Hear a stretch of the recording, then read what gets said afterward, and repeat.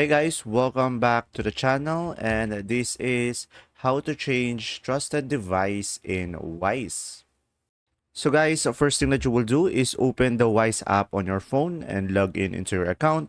And after that, just tap on the profile icon on the top left corner of the screen to access your account settings. And from there, just simply go to privacy and security from the menu. And after that, just simply go ahead and select two-step verification to manage your trusted device. And from the two-step verification section, you'll be able to see their Wise app. So just simply tap on it. And from there, just simply turn off verify with this app. And after you have done that, just simply go ahead and tap on again the Wise app.